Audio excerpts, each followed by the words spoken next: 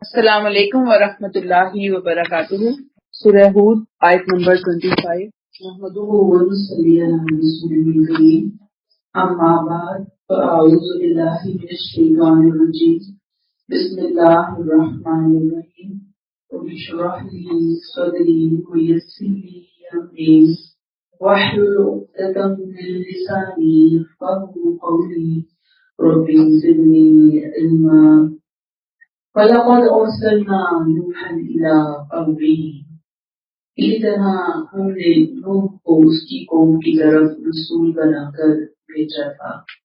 إِنِّي لَكُمْ نَذِيرٌ مُّبِينٌ، انہوں نے اپنی قوم کے لوگوں سے کہا، نوح علیہ السلام نے کہ میں تمہارے لیے ایک کھلا ہوا خبردار کرنے والا ہوں۔ حضرت نوح علیہ السلام کی سرگزشت کی طرف پچھلی سورہ میں آیت 71، 72، 73 میں مختصراً ہم ہنٹ پڑھ چکے ہیں، ڈسکشن پڑھ چکے ہیں تھوڑی سی۔ اب یہاں سے آگے آیت 99 تک مختلف رسولوں کے واقعات ہم پڑھیں گے انشاءاللہ تعالیٰ۔ اللہ تعالیٰ ہم یہاں پہ بتائیں گے کہ رسول کی دعوت نہ ماننے کے نتیجے میں ان کی مخاطب اور قوم کو اس دنیا میں باقاعدہ اعلان کے ساتھ سزا ملی۔ یعنی پہلے کیا ہوا، یعنی وارننگ دی گئی، اعلان ہوا، سزا ملی۔ کون سی سزا ملی؟ ساری چیزیں ہم انشاءاللہ پڑھیں گے یہاں۔ اور ساتھ ساتھ جب بھی رسول تشریف لائے، اعلان کیا، ساتھ ہی اس قوم کی جو اخلاقی خرابی تھی اس کی طرف بھی توجہ دلائی گئی۔ اب یہ سب کچھ کسی نہ کسی انداز سے آپ صلی اللہ علیہ وسلم کے مخاطبین پر بھی چسپاں ہو رہا تھا، اور مقصود یہی تھا کہ رسول کی اصل طاقت جان لیں اور اس کے ساتھ ساتھ وہ اپنے ہاں کی اجتماعی اخلاقی برائیوں پر متنبع ہو جائیں۔ اور یہاں سے حضرت نوح علیہ السلام کا قصہ شروع ہو رہا ہے۔ قرآن مجید ہر جگہ تاریخ کا وہی حصہ بیان کرتا ہے جو ضروری ہوتا ہے انسان کے اخلاق کے اعتبار سے، اس کی اصلاح کے اعتبار سے۔ باقی ڈیٹیل جو ہے وہ قرآن اسکپ کر دیتا ہے۔ وَلَقَدْ أَرْسَلْنَا نُوحًا إِلَىٰ قَوْمِهِ، ہم نے نوح کو اس کی قوم کی طرف رسول بنا کر بھیجا تھا۔ إِنِّي لَكُمْ نَذِيرٌ مُّبِينٌ، تو انہوں نے اپنی قوم کے پاس جب وہ گئے تو کیا کہا؟ میں تمہارے لیے کون ہوں؟ ایک کھلا ہوا خبردار کرنے والا۔ اصل میں یہ کھلا ہوا صاف صاف خبردار کر دینے والا، اس سے مراد کیا ہے؟ میں نے آپ کو بتایا کہ عرب میں دستور تھا کہ ہر قوم کے جو مختلف علاقے ہوتے تھے تو وہاں پر کوئی بلٹ ٹیلا ہوتا یا پہاڑی ہوتی، کوئی اونچی جگہ، لائک جس طرح آپ سمجھیں قلعہ ہوتا ہے نا، اس کا کوئی مینار وغیرہ ہوتا۔ مینار تو کم ہی ہوتے تھے، زیادہ تر کیا ہوتا تھا پہاڑیاں کوئی اونچی یا کوئی ٹیلے وغیرہ۔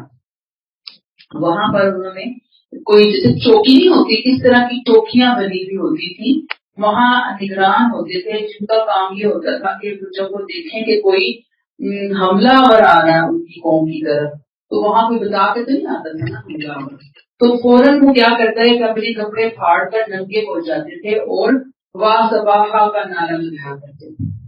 تو یہ ننگا ہونا اور نعرہ لگانا یہ قوم کے لیے اعلان ہوتا تھا۔ وہ بھی سب فٹافٹ اپنے سارے کام کاج چھوڑ، تلواریں سونت اور وہ باہر میدان میں اپنے دفاع کے لیے نکل آتے تھے۔ اس شخص کو جو یہ آواز لگاتا، کپڑے اتارتا، ننگا ہوتا، اس کو نذیر اولیاء کہتے ہیں۔ نذیر ڈرانے والا، اولیاء خبردار کرنے والا۔ اب خدا کے رسول بھی اپنی قوم کو آنے والے عذاب سے آگاہ کرنے کے لیے تشریف لاتے ہیں، یہ تو پتہ ہی ہے آپ کو۔ اور ان کو بھی کیا ہے کہ اسی طرح قوم کو بتاتے ہیں جیسے عذاب کوئی سامنے سے آ رہا ہے، پیچھے سے آ رہا ہے، لہٰذا قوم خبردار ہو جائے۔ اس لیے نذیر مبین کا لفظ نبی کریم صلی اللہ علیہ وسلم کے لیے آیا، تمام رسولوں کے لیے آیا۔ آیت نمبر 26۔ ایک تو یہ کہا کہ میں تمہارے لیے رسول ہوں، نذیر مبین، کہ کیا کہا؟ آیت 26، اللہ تعبدوا الا اللہ، کہ تم لوگ اللہ کے سوا کسی کی بندگی نہ کرو۔ یہ نقطۂ آغاز تقریباً تمام انبیاء کرام کی دعوت کا سٹارٹنگ پوائنٹ ہے۔ آیت نمبر 3 میں بھی ہمیں یہی نقطہ ملتا ہے اسی سورہ کی۔ نبی کریم صلی اللہ علیہ وسلم نے بھی اپنی دعوت کا آغاز اسی بات سے فرمایا تھا، اور اس سے ہمیں پتہ چلتا ہے کہ قوم نوح نے جس طرح حضرت نوح علیہ السلام کے ساتھ رویہ اختیار کیا نا، ایسے ہی نبی کریم صلی اللہ علیہ وسلم کی قوم نے آپ کے ساتھ رویہ اختیار کیا۔ دونوں کے حالات اور واقعات میں بہت سملیرٹی ہے۔ اسی لیے نبی کریم صلی اللہ علیہ وسلم کو اور ان کی قوم کو ماضی کی قوم کو سامنے لا کر حضرت نوح علیہ السلام اور نبی کریم صلی اللہ علیہ وسلم کی ریزیمبلنس، نوح علیہ السلام کی قوم اور نبی کریم صلی اللہ علیہ وسلم کی قوم کی ریزیمبلنس وہ بیان کی جا رہی ہے۔ اللہ تعالیٰ وہ سامنے لاتے ہیں، پورا نقشہ اللہ تعالیٰ نے کھینچ دیا، ماضی میں کیا ہوا تھا، حال میں کیا ہونے جا رہا ہے، اور پھر اب تم سوچ لو کہ ان کا مستقبل کیا تھا نوح علیہ السلام کی قوم کا۔ تو اگر اے خاطبین محمد صلی اللہ علیہ وسلم تم نے محمد کی بات نہ مانی تو تمہارا انجام بھی اس سے علیحدہ نہیں ہوگا، اور اگر تم نہیں مانو گے تو تمہیں سخت قسم کے عذاب سے دوچار ہونا پڑے گا۔ ارشاد باری تعالیٰ کیا ہے، اللہ کے علاوہ کسی اور کی بندگی نہ کرو، ایسا کرو گے تو انی اخاف علیکم عذاب یوم عظیم، ورنہ میں تم پر ایک دردناک سزا کے دن کا اندیشہ رکھتا ہوں، مجھے اندیشہ ہے تم پر کہ سخت عذاب تم پر آ پڑے گا۔ آیت 27 فقال الملأ الذین کفروا من قومه، بس جواب میں اس کی قوم کے سرداروں نے کہا جنہوں نے حق کا انکار کیا تھا۔ یہ یہاں سے 3 چیزیں ہیں جو نوح کی قوم کے سرداروں نے ان کی دعوت کے جواب میں پیش کی۔ 3 باتیں تھیں، گویا آبجیکشنز تھے، اعتراضات تھے، آگے پھر انہی کا جواب آنا ہے۔ فقال الملأ، ملا کسی قوم کا لیڈر ہوتا ہے، وڈیرا ہوتا ہے، سردار ہوتا ہے۔ یاد رکھیے جب قوم بگڑتی ہے تو اس قوم کے بگڑنے کے پیچھے سب سے زیادہ رول انہی کا ہوتا ہے۔ یہ خود بگڑے ہوتے ہیں، قوم کو انہوں نے بگاڑا ہوا ہوتا ہے۔ لہذا جب بھی نبی کرام تشریف لائے، رسول تشریف لائے، انہوں نے دعوت اصلاح دی تو ان سرداروں کو سب سے زیادہ تکلیف ہوتی ہے رسولوں کی دعوت اصلاح سے۔ اب جب حضرت نوح علیہ السلام نے دعوت پیش کی تو ان کی قوم کے سرداروں نے یہی 3 نقطے اٹھائے۔ کیا؟ جو میں نے آپ کو بتایا کہ تقریباً ہر دور میں ہر رسول اور نبی کے ماننے والوں نے یہ نقطے اٹھائے۔ ما نراک الا بشرا مثلنا، ہماری نظروں میں تو تم بس ہمارے ہی جیسے ایک انسان ہو۔ کیوں انسان ہونا ان کی نظر میں کوئی اللہ معاف کرے کوئی حقیر چیز تھی، شاید رسول یا نبی کے شایع نشان نہیں تھا انسان ہونا، انسان کا اسٹیٹس۔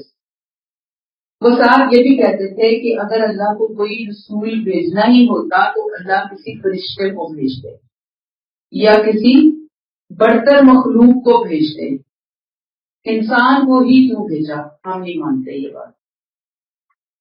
یا چلے انسان کو ہی بھیجنا تھا تو 7 فرشتوں کو بھیجتے کہ وہ آ کر اعلان کرتے، وہ ہٹو بچوں کے نعرے لگاتے، VIP پروٹوکول ملتا اور وہ گواہیاں دیتے کہ یہ اللہ کے رسول ہیں۔ کوئی ایک کام تو ہوتا نہیں، وہ کہتے کہ ہم تو آپ کو کیا دیکھ رہے ہیں، اپنے جیسا انسان۔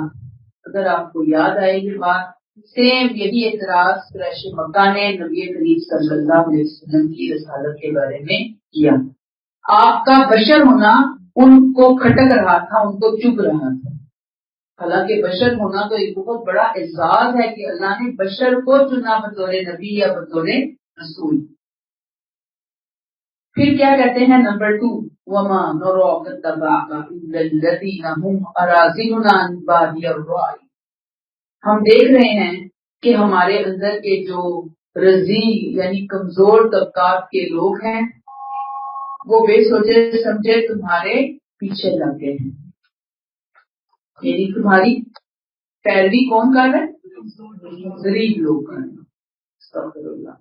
ادنا لوگ، وہ لوگ جن کی سوسائٹی میں اپنی کوئی عزت نہیں ہے، کوئی سے نہیں ہے، وہ اتنے کم عقل ہے، اتنی سطحی سوچ رکھنے والے لوگ ہیں یہ کمزور کہ انہیں تو طریقہ بھی نہ آیا کہ وہ آپ کی دعوت پر غور کرتے، کچھ سوچ ہی لیتے.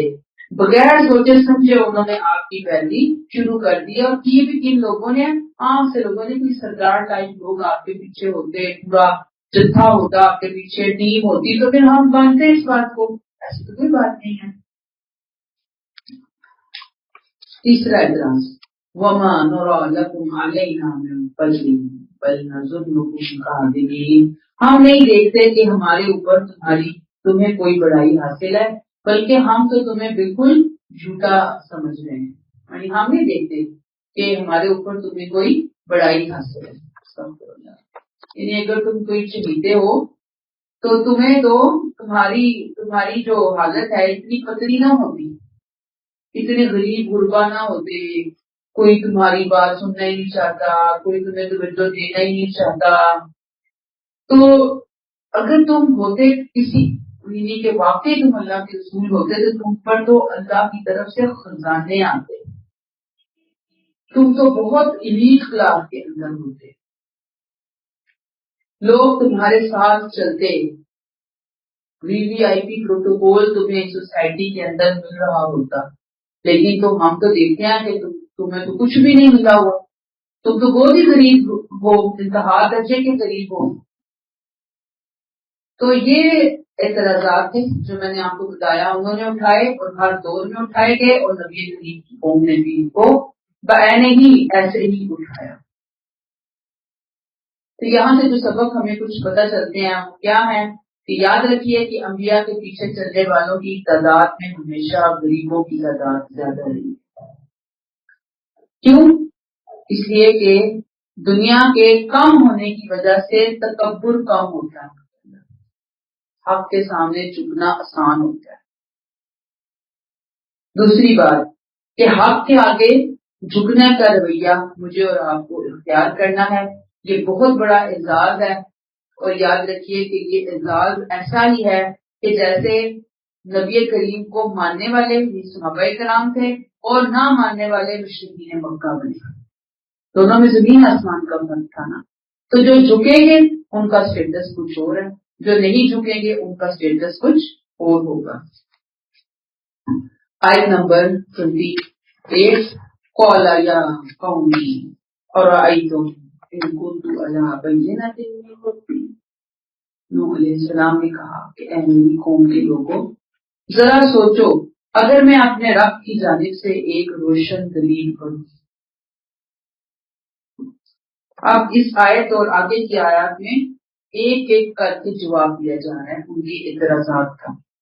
حضرت نوح علیہ السلام نے پہلی بات یہ فرمائی کہ میرے پیغام کی بنیاد دو چیزوں پر، میں پیغام لے کر آیا ہوں، اس کی بنیادیں کیا ہیں؟ دو چیزیں. وہ دو چیزیں کیا ہیں؟ بینہ، ان کنت علی بینۃ من ربی، میں اپنے رب کی جانب سے ایک روشن دلیل پر ہوں، پہلی چیز. وآتانی رحمۃ من عنده، اور پھر اس نے مجھے اپنی خاص رحمت سے بھی نوازا. یہاں رحمت سے مراد رسالت ہے. دو چیزیں مجھے ملی، رب کی طرف سے بینہ روشن دلیل، سیکنڈ آتانی رحمت من عنده، رسالت ملی ہے، رحمت ملی ہے. یہ جو بینہ ہے یہ یوں سمجھ لیجیے کہ اندرونی روشنی، فطرت کا نور ہے جو ہر انسان کے اندر موجود ہوتی ہے، اور انبیاء کرام میں تو 100% کلیئر کٹ موجود ہوتا ہے. اور دوسرا وحی الہی، کہا کہ اگر تمہارے اندر فطرت کی وہ روشنی تم نے اس کو بجھایا نہ ہوتا نا تم نے اپنے دل اور ضمیر کی آواز کو سنا ہوتا تو تمہیں میری یہ دعوت اجنبی نہ لگتی، تم اس کے اتنا اگینسٹ نہ ہوتے، تم اس کو اللہ کی رحمت سمجھ کر قبول کر لیتے، لیکن تم نے اپنی بدعمالیوں اور ناشکریوں سے اپنی فطرت کے نور کو گل کر دیا، بچا دیا، جس کا نتیجہ یہ نکلا کہ قدرت کے قانون کی وجہ سے تمہارے دل تاریک کر دیے، ہدایت قبول کرنے کی صلاحیت ختم ہو گئی۔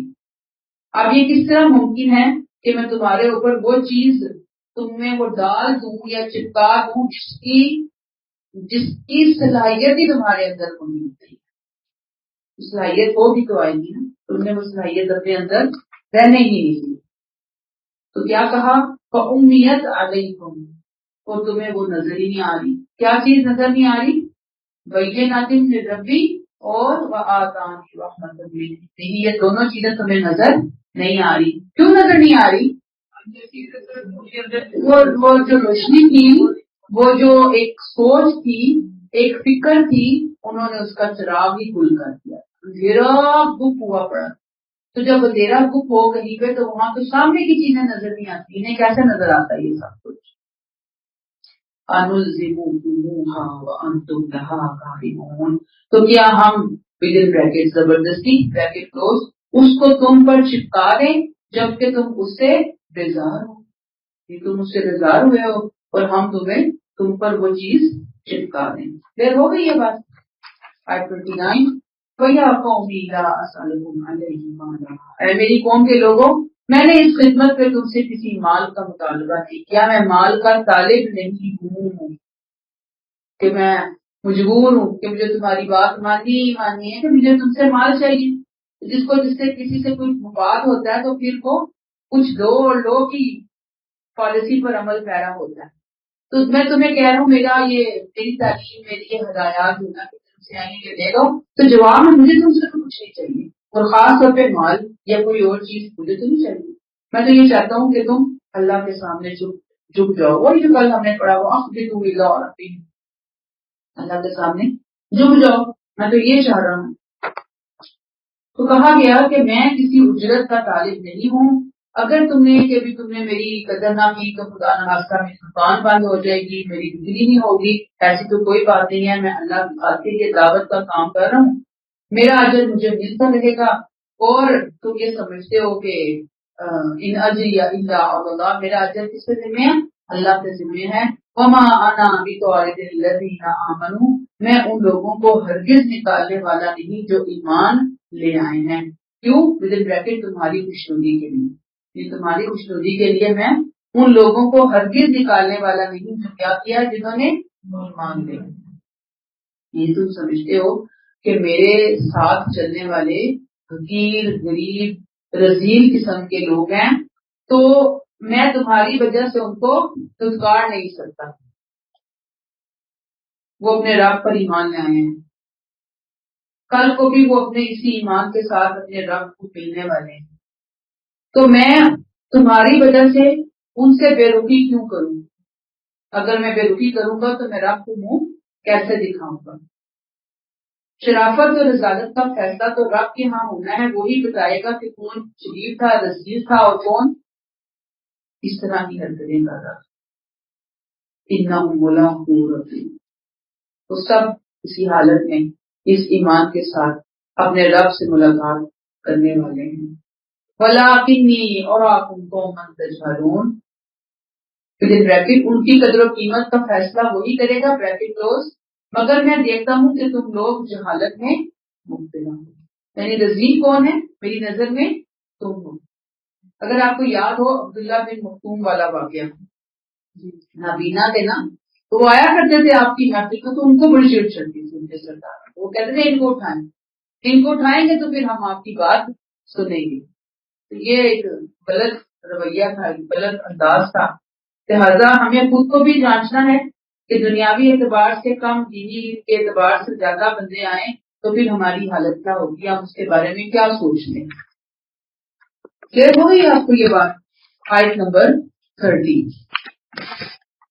یہ آیات کون سی آیات ہیں؟ ابھی میں نے آپ کو بتایا تھا، یہ جو آیات ہم پڑھ رہے ہیں یہ پچھلا جواب ہے نا جو ان کے اعتراضات تھے، ان کا جواب یہاں پر حضرت نوح علیہ السلام سے دلوایا جانا ہے۔ آیت 30 وَيَا قَوْمِ مَن يَنصُرُنِي مِنَ اللَّهِ إِن ضَرَبْتُهُمْ،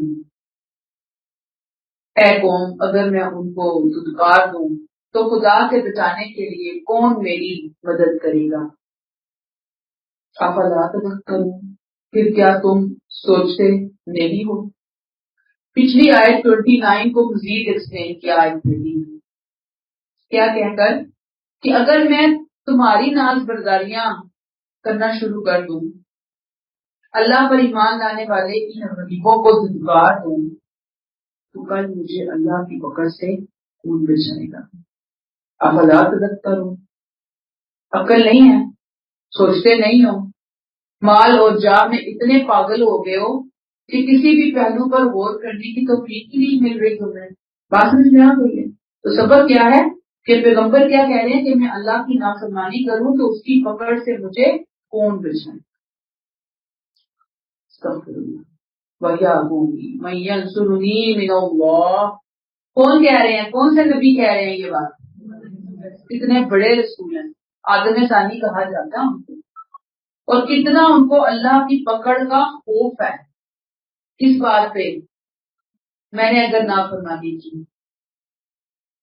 آپ سوچئے ہم تو اتنا زیادہ بے خوف قسم کے لوگ ہیں، چھوٹی چھوٹی غلطیوں کو تو ہم کسی خاطر میں نہیں لاتے، اور بڑی بھی ہو جائے تو ہم کہتے ہیں کہ ہم تو اللہ کے بڑے لاڈلے اور چہیتے ہیں، ہمیں کوئی ڈر نہیں ہے، ہمیں کوئی خوف نہیں ہے، ہم نے تو کلمہ پڑھا ہوا ہے، ہم تو رسول کی امت میں سے ہیں اور سیدھا ہم جنت میں جائیں گے۔ یہاں رسول خود کہہ رہے ہیں کہ اگر میرے سے کوئی نافرمانی ہوئی تو مجھے اللہ کی پکڑ کا بہت سخت اندیشہ ہے، خوف ہے۔ اللہ ہمیں ہدایت عطا فرمائے، اور یہ جو افلا تذکرون کا اللہ نے مطالبہ ہر مخاطب نبی سے کیا، اس مخاطبین نبی میں ہم بھی شامل، قیامت تک کے لوگ شامل ہیں۔ اللہ نے بار بار لیسن دیا، کل کے لیکچر میں بھی میں نے آپ کو بتایا، افلا تذکرون، غور و فکر کیوں نہیں کرتے، سوچتے کیوں نہیں ہو رک کر ان باتوں کے اوپر۔ آیت نمبر 31 وَلَا أَقُولُ لَكُمْ إِنِّي خَزَائِنُ اللَّهِ، میں نے تم سے کبھی نہیں کہا کہ میرے پاس اللہ کے خزانے ہیں، میں تم سے یہ نہیں کہتا کہ کیا ہے میرے پاس اللہ کے خزانے ہیں۔ اب یہاں ساری باتوں کو پھر اکٹھا کر کے اکٹھا جواب دے دیا گیا۔ مخاطبین کہتے تھے نا کہ ہم تو تمہیں اپنی جیسا ایک انسان سمجھتے ہیں، پیغمبر کیسے مانے تمہیں؟ تو اللہ تعالیٰ نے یہاں پہ کہا کہ رسول کے ذریعے کھلوایا کہ میں نے تو کبھی تمہیں یہ نہیں کہا کہ میں اللہ کے خزانوں کا مالک ہوں، اللہ نے مجھے خزانے دے کر بھیجا ہے۔ کبھی کوئی ایک بات بھی میں نے کی ہو، کوئی ایک جملہ نکال دو کہ میں نے تمہیں کوئی ایسی بات کہی ہو، اور ولا اعلم الغیب، نہ ہی میں نے تمہیں یہ کہا کہ میں غیب کا علم رکھتا ہوں، میں نے یہ کبھی دعویٰ نہیں کیا۔ ولا اقول انی ملک، میں یہ دعویٰ بھی نہیں کرتا کہ میں کوئی فرشتہ ہوں، نہ میں نے کہا خزانے میرے پاس، نہ میں نے کہا غیب کا علم جاننے والا، نہ میں نے کہا کہ میرے ساتھ کوئی فرشتہ آتا ہے۔ وَلَا أَقُولُ لِلَّذِينَ تَزْدَرِي أَعْيُنُكُمْ لَن يُؤْتِيَهُمُ اللَّهُ خَيْرًا، تمہاری طرح یہ کہنے کی جسارت نہیں کر سکتا کہ تمہاری نگاہوں میں جو حقیر ہیں انہیں اللہ نے کوئی بھلائی نہیں دی۔ میں تو تمہیں یہی کہہ رہا ہوں کہ میں تو بس ایک کون ہوں، اللہ کا رسول ہوں، اللہ نے مجھے پیغام دے کر بھیجا ہے۔ میرے ساتھی جو غریب اور نادار ہیں، اس وجہ سے تم ان کو حقیر سمجھ رہے ہو، تم کہتے ہو کہ اس دعوت میں اگر خیر کا پہلو ہوتا تو یہ غریب لوگ نہ ہوتے بلکہ بڑے امیر لوگ ہمارے ساتھ ہوتے۔ اگر تمہارا یہ گمانڈ ہے کہ جب انہیں دنیا نہیں ملی تو اللہ انہیں خیر و فضل کس طرح دے سکتا، تو میں تمہاری بات کی تائید نہیں کر سکتا۔ تم جو یہ کہہ رہے ہو نا، میں اس کو ایگری نہیں کرتا تمہاری اس بات سے۔ دنیا تو ہر ایک کو مل جاتی، میں نے کل کہا تھا نا، نیکوں کو بھی اور بروں کو بھی مل جاتی، لیکن دین کن کو ملتا ہے؟ دین بہت بڑا خزانہ ہے، بہت بڑی نعمت ہے۔ کن کو ملتا ہے؟ جن کے اندر نور فطرت زندہ ہوتا ہے، جنہوں نے اپنی اس صلاحیت کو مسخ نہیں کیا ہوتا، یہ دل اور فطرت کی آواز ہوتی ہے. اللہ اعلم بما فی انفسہم، ان کے دلوں کا حال اللہ ہی جانتا ہے. انی اذا لمن الظالمین، اگر میں ایسا کہوں تو میں ہی ظالم ٹھہروں گا. یعنی کہ اگر میں ان کے باب میں تمہارے گمان کی تائید کروں تو میں بھی اپنے آپ کو ظالموں کا ساتھی بنا دوں گا.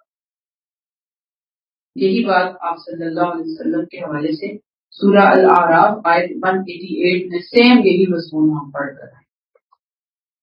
دیر ہو گئی آپ کو یہ بات. آیت 32 قالوا یا نوح قد جادلتنا، اس پر ان منکرین نے حضرت نوح علیہ السلام سے کہا کہ بس تم نے ہم سے بہت بحث کر لی. فَأَكْثَرْتَ جِدَالَنَا، بہت بحث کی تم نے، بحث کی اور کتنی کی، وہ تم نے بحث کر لی ہم سے. نوح فَأْتِنَا بِمَا تَعِدُنَا إِن كُنتَ مِنَ الصَّادِقِينَ، اب تو بس وہ عذاب لے ہی آؤ جس کی دھمکی تم ہمیں سنا رہے ہو اگر تم سچے ہو. آیت 32 ہم دیکھ رہے تھے تو انہوں نے کہا ہے تم نے ہم سے بہت بحث کر لی، بس بہت ہو گیا، اب وہ عذاب لے آؤ جس کی دھمکی تم ہمیں سنا رہے ہو اگر تم سچے ہو. یہ سردار جو تھے نا یہ بالکل پسپا ہو گئے، ان کے پاس جواب کوئی نہیں تھا نوح علیہ السلام کی کسی دعوت، کسی بات کا، کسی ہدایت کا. حضرت نوح علیہ السلام نے ہر پہلو سے ان پر حجت تمام کر دیا. آپ کو معلوم ہے 950 سال ان کے لیے کوئی راہ فرار باقی نہیں رہی. تو پھر انہوں نے کہا جاؤ نہ جاؤ وہ عذاب لیا، بس بہت ہوگی بحث کی بات، اب تو عذاب ہی دکھاؤ. تو دھمکیاں جو تم ہمیں دے گے دھمکیاں نہ دو، عذاب نہ دو. دیکھیں نا کس قدر جدائی سرکشی. آج 33 قال انما یأتیکم بہ اللہ ان شاء وما انتم بمعجزین. نوح علیہ السلام نے جواب دیا اس سزا کو تم پر اللہ ہی لائے گا اگر وہ چاہے گا، اور اس وقت جب وہ آئے گا تم اس کے قابو سے باہر نہیں نکل سکو گے. گویا حضرت نوح علیہ السلام نے کہا کہ عذاب کا لانا میرے اختیار میں نہیں ہے. وہ کس کے اختیار میں ہے؟ اللہ کے اختیار میں. وہی جب چاہے گا تو لائے گا. اور جو طرح سے تم عذاب کا مطالبہ کر رہے ہو تو یاد رکھو کہ جب وہ آئے گا نا تو پھر کوئی اس کی گرفت سے باہر نہیں نکل سکے. 34 ولا ينفعكم نصحي إن أردت أن أنصح لكم إن كان الله يريد أن يغويكم. اگر میں تمہاری خیرخواہی کرنا بھی چاہوں تو میری خیرخواہی تمہیں کوئی فائدہ نہیں دے سکتی جبکہ تمہارے اس رویے کے نتیجے میں اللہ نے تمہیں بھٹکانے کا ارادہ کر لیا ہو.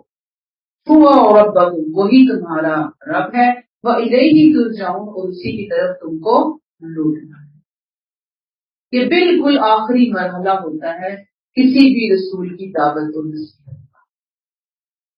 کب؟ جب رسول اپنا فرض ادا کر دیتے ہیں، اعلان کرنے جاتے ہیں، جھٹلانے والوں کو اس انجام کی خبر دیتے ہیں جو ان کے لیے اللہ کی طرف سے مقرر ہو چکا ہوتا ہے.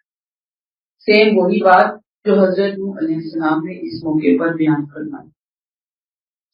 روایات میں آتا ہے کہ قوم نے اب چونکہ ان کو مارنے کا ارادہ کر لیا تھا تب انہوں نے یہ بات کہی کیا اس سے زیادہ میں تمہیں کیا سمجھاؤں، نہ تم میرے احساس کو دیکھتے ہو نہ تم میری نصیحت کو سنتے ہو. اب میں کیا کر سکتا ہوں کہ تمہارے اس رویے کی وجہ سے دل بیٹھے انکان اللہ یرید ان یغویکم، کہ اللہ نے تمہیں بھٹکا دینے کا ارادہ کر لیا. قانون ہے نا یہ اللہ کہ جب کوئی آنا نہیں چاہتا اتنے اہتمام کے باوجود، اتنے اخلاص کے باوجود، تو پھر اللہ بھی کہتے ہیں جا کر انجوائے کر، مزے کر. ہوا رب، وہی تمہارا رب ہے، وإلیہ ترجعون، اور اسی کی طرف تم کو لوٹ کر جانا ہے. جب جاؤ گے تو وہ تمہیں بتا دے گا کہ کیا گل کھلا کر آئے ہو. ایک ایک چیز کا حساب دینا.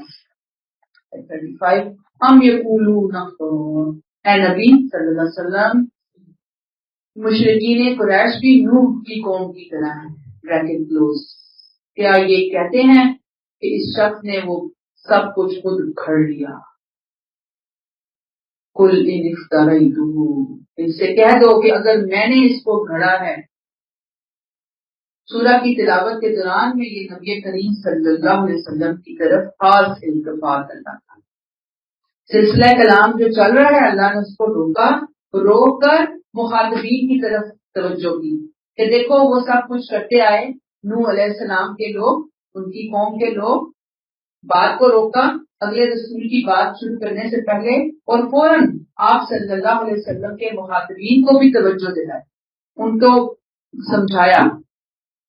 اب آپ دیکھیں ام یقولون افترا، کیا یہ مشرکین بھی یہی کہتے ہیں کہ اس شخص نے یہ سب کچھ گھڑ لیا ہے. قل ان افتریت فعلی اجرامی وانا بریء مما تجرمون، ان سے کہہ دو کہ اگر میں نے اس کو گھڑا ہے تو مجھ پر اپنے جرم کی ذمہ داری ہے، اور جو جرم تم کر رہے ہو میں اس سے بری ہوں. یہ ہوگی بات. اب بعض دفعہ سیر میں آپ کو پتہ چلے گا کہ وہ کہتے ہیں کہ نہیں یہ حضرت نوح علیہ السلام ہی کوئی بات چل رہی ہے، لیکن میں نے آپ کو ایک دوسرا پوائنٹ بتا دیا. اب آپ کا جو ذہن مانے اس کو لے لیجیے.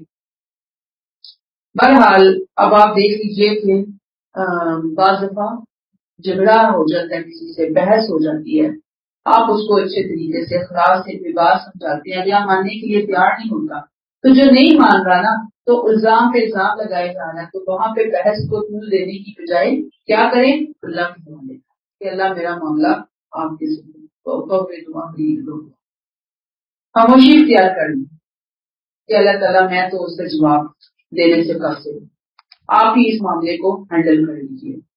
آیت 36 وَأُوحِيَ إِلَىٰ نُوحٍ أَنَّهُ لَن يُؤْمِنَ مِن قَوْمِكَ، نوح علیہ السلام کو وحی کی گئی کہ تمہاری قوم میں سے جو لوگ ایمان لا چکے ہیں الا من قد آمن، اس کے سوا اب کوئی اور ایمان لانے والا نہیں ہے. فلا تبتئس بما كانوا يفعلون، اس لیے ان کے غلط کاموں پر غم کھانا چھوڑ دو. اعلان برات کے بعد حضرت نوح علیہ السلام کو بتا دیا گیا کہ اس قوم میں دودھ کا دودھ اور پانی کا پانی ہو چکا ہے. لسی جب ہم بلوتے ہیں نا تو آپ نے دیکھا ہوگا کہ جتنی لسی بلوئی جاتی ہے اوپر مکھن آتا ہے. ایک ٹائم وہ آتا ہے کہ بالکل پانی رہ جاتا ہے، مکھن ختم ہو جاتا ہے، پوری کریم ختم ہو جاتی ہے. یہاں پہ کہا گیا کہ جن لوگوں نے ایمان لانا تھا لے آئے، اب جو نہیں لا رہے وہ نہیں لا رہے، آپ دروازے پہ بند ہو چکے ہیں، وہ آنے ہی نہیں چاہتے. فلا تبتئس بما كانوا يفعلون. اب سنت الہی کا ظہور ہونا، اللہ کی عدالت لگنے والی ہے. اب چونکہ پیغمبروں کا ہمیشہ سے دل بہت نرم ہے، بہت رحم دلی رہی ہے، بہت سچی خیر خواہی رہی ہے، تو انہیں اپنی قوم کی ہلاکت پر، عذاب پر غم بھی بہت ہوتا تھا. انہیں پتہ چل گیا تھا کہ عذاب آنے والا، دکھی ہوئے تھے، شدید دکھ ہو رہا تھا ان کو. اس لیے حضرت نوح علیہ السلام کو اللہ نے روک دیا. فلا تبتئس، غم مت کیجیے، اڑیے نہیں، جو یہ کر رہے ہیں آپ چھوڑ دیں، اب یہ آنے والے نہیں ہیں. آیت 37 وَاصْنَعِ الْفُلْكَ بِأَعْيُنِنَا، ہماری نگرانی میں، وَوَحْيِنَا، اور ہماری ہدایت کے مطابق ایک کشتی بنائیں گے. سنت الہی کا ضرور ہو جائے، یہ سب غرق کیے جائیں گے. ہماری سپرویژن میں ایک کشتی بنائیں گے، ہماری ہدایات کے مطابق کشتی بنائیں گے. وَلَا تُخَاطِبْنِي فِي الَّذِينَ ظَلَمُوا، جن لوگوں نے ظلم کیا ان کے حق میں مجھ سے کوئی بات نہ کیجیے. إِنَّهُمْ مُغْرَقُونَ، اب یہ غرق ہو کر رہے ہیں. یعنی ان کے لیے عذاب کا فیصلہ ہو چکا. عذاب کی نوعیت کیا ہے وہ بھی بتا دیا. اس عذاب سے اہل ایمان اور خود کو بچانے کے لیے آپ نے ایک کشتی ہماری ہدایات کے مطابق تیار کرنی ہے. آپ جب وہ کشتی بنانے لگے، اور عموماً جب کشتی آپ کو پتہ ہے بنتی ہے تو وہ بنتی ہے سمندروں کے قریب قریب، دریاؤں کے قریب قریب بنتی ہے. اب جہاں یہاں کشتی بنانی تھی وہاں دور دور تک پانی کا کوئی نام و نشان نہیں تھا. تو اب وہ تو مذاق اڑا رہے تھے نا کہ یہ کیا دماغ پھر گیا، اس کا یہ جو کشتی بننا ایسا تھا کہ جیسے استغفر اللہ کوئی مر جاتا ہے نا اور آپ جنازے کے ٹائم کا اعلان کر دیتے ہیں اور پھر قبر کی تیاری ہو رہی ہوتی ہے، مردے کے لیے قبر کھد رہی ہوتی ہے. تو پھر آپ سوچیں کہ گھر والوں کی پیاروں کی کیا کیفیت ہو رہی ہوتی ہے. تو یہاں تو اللہ کے رسولوں کی حالت ہے. وہ ایک فیلنگز آ رہے تھے ان کے اندر کہ یہ جا رہے ہیں، دفن ہونے جا رہے ہیں. ان کو سمجھ آ گئی تھی کلیئر کٹ ان کی مہلت ختم ہونے والی ہے. اللہ نے کہا ولا تخاطبنی، بات بھی نہیں کرنا. نو خاموشی، کوئی دعا نہیں، کوئی پکار نہیں، کچھ نہیں. یا ربی یا ربی بالکل نہیں کہنا اس کو. یہ کون ہے؟ ظالم. کلیئر ہوگی بات. اب اس کشتی کے حوالے سے اتنی ڈیٹیل ہے. یہ جو بنی اسرائیل کی روایات ہیں، ایسی کشتی تھی ویسے کشتی تھی، اتنی منزلیں تھی، فلاں تھا، کیا رکھا کیا نہیں رکھا. یہ وہ ڈیٹیل ہے، غیر ضروری ڈیٹیل ہے. اس میں ہمیں فائدہ کوئی نہیں. ہمیں تو دیکھنا ہی ہے کہ قوم کا رویہ کیا تھا، کیا گیا تھا. حضرت نوح علیہ السلام اور بعد میں آنے والے رسولوں کا اس موقع پہ حالت کیا تھی، رویہ کیا تھا، اللہ نے ان کو کیا کہا، اللہ نے قوموں کے بارے میں کیا کہا، اور پھر اینڈ میں جو عذاب آیا وہ کیوں آیا، کس وجہ سے آیا. بس یہ چیزیں ہیں، سبق ہیں ہمارے لیے، یہ سیکھنے کی قابل باتیں ہیں. آیت 38 وہ یصنع الفلک، نوح علیہ السلام اللہ کی ہدایت کے مطابق وزن کر کے کشتی بنانے لگا. آپ دیکھیں کشتی بن رہی ہے نا، تو وہ تو پہلے ان کا اتنا مذاق اڑاتے تھے، جینے نہیں دیتے. تو انہوں نے حضرت نوح علیہ السلام کی استغفر اللہ اس کو دماغ کا خلل سمجھا. وَكُلَّمَا مَرَّ عَلَيْهِ مَلَأٌ مِّن قَوْمِهِ سَخِرُوا مِنْهُ، جب اس کی قوم کے سرداروں کا کوئی گروہ اس کے پاس سے گزرتا تو وہ نوح علیہ السلام کا مذاق اڑاتے، کھپتیاں کستے. سوچیے نا ذرا، ادھر وہ غمگین ہو رہے ہیں کہ یہ دفن ہونے جا رہے ہیں، عذاب ان کے سروں پہ منڈلا رہا ہے، دیکھ لیا کہ آپ واپس بھی ہونے والے ہیں. ان کی حالت کیا ہے، اور ان بدتمیزوں کی سرکشوں کی حالت کیا ہے. یہ گزر رہے ہیں، مذاق اڑاتے ہوئے گزر رہے ہیں. ان کے ماننے والوں پر، ان کے دلوں پر کیا اثر ہو رہا ہوگا. اور ظاہری بات ہے، یاد رکھیے کہ انبیاء کو اور ان کے ماننے والوں کو اس طرح کے امتحانوں سے گزرنا ہی پڑتا. امتحان تو امتحان ہوتا ہے. قَالَ إِن تَسْخَرُوا مِنَّا فَإِنَّا نَسْخَرُ مِنكُمْ كَمَا تَسْخَرُونَ. نوح نے ان کو جواب دیا اگر تم ہنس رہے ہو تو جس طرح تم ہمارا ناحق مذاق اڑا رہے ہو اس طرح ہم بھی مذاق اڑائیں گے. کیا جواب دیا حضرت نوح علیہ السلام نے؟ آپ دیکھیں کہ ویسے تو آپ کو پتہ ہے نا، ہمیں کیا سارے ادیان میں کسی بھی مصیبت پر خوش ہونے کا کوئی حکم نہیں، اچھی بات ہی نہیں ہے. لیکن اب یہ لوگ جن پر تمام حجت ہو چکا تو بار بار ظاہر بات ہے کہ صرف حضرت نوح علیہ السلام تو نہیں نا، وہاں پر باقی مسلمان بھی تو موجود تھے نا اس زمانے کے، تو ان کی بھی تو ایک حالت تھی نا، تو ان کا بھی تو خیال رکھا جانا تھا. انہوں نے کہا کہ جس طرح آج تم پر حجت تمام ہوئی ہے، اللہ تعالیٰ نے اپنا فیصلہ جو ہے اس کے ظہور کا وقت مقرر کر دیا ہے. اب جب وہ آئے گا عذاب، حق کی فتح اور باطل کی شکست ہوگی. یہ اتنا یادگار واقعہ ہوگا نا کہ جس پر اہل ایمان کو خوش ہونا چاہیے. اور جب وہ یہ آئے گا، تم پر عذاب آئے گا، تم گرفت میں آؤ گے، تو یہ خوش ہونا اس وقت کہ دیکھیں اللہ کا حق سچ ہو کر رہا. وہ عذاب جس کی خبر نوح علیہ السلام 950 سال دیتے رہے وہ آ کر رہا. تو اب یہ عین تقاضا ایمان ہوگا. دوسری بات کہا جاتا ہے کہ قیامت میں یہ مذاق اڑایا جائے گا. ایمان والے ایمان نہ لانے والوں کا اس طرح کی جن کی حالت ہوئی وہ مذاق اڑائیں گے. بہرحال یاد رکھ لیجیے کہ دنیا میں کبھی کسی کا مذاق نہیں اڑایا جا سکتا. یہ آیت ایک خاص کانٹیکس میں ہے، نبی کے ساتھ خاص ہے.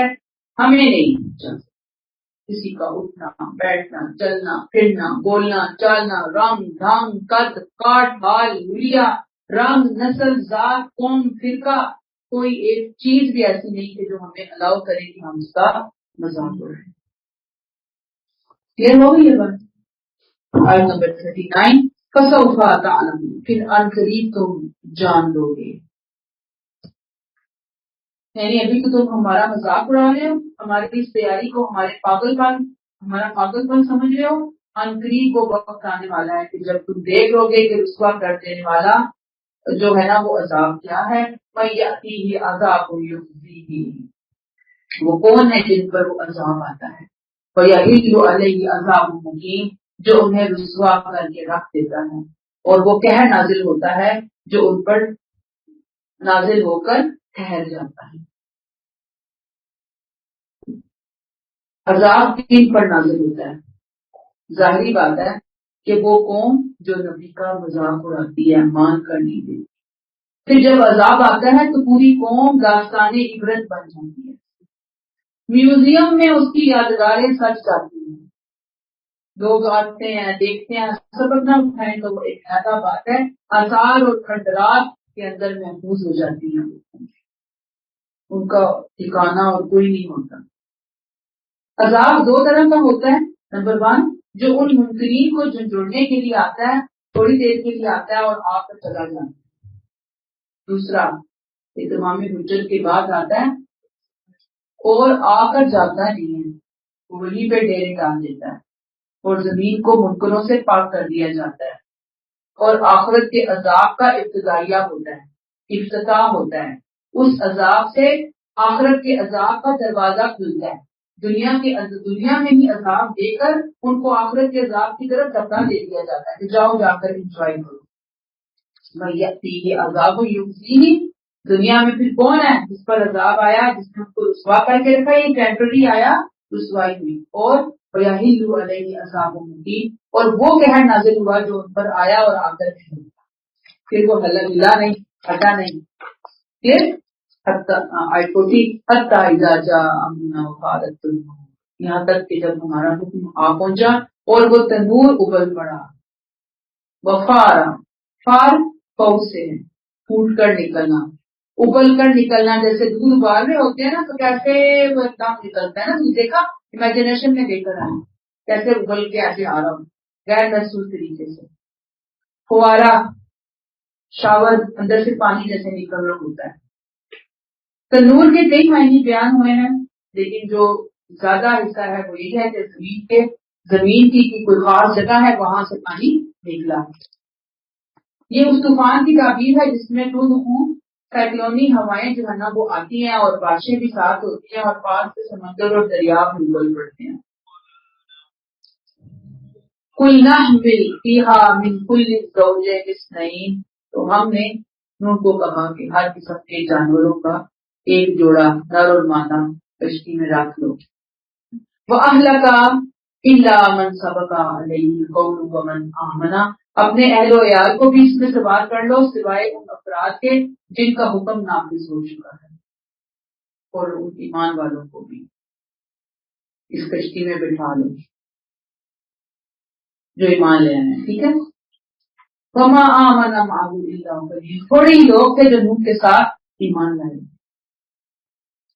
یہاں کل نحمل فیہا من کل، اب یہاں پہ سارے کیڑے مکوڑے حشرات الارض، ہر طرح کے پرندے، ہر طرح کے جانور مراد نہیں ہیں. یاد رکھ لیجیے،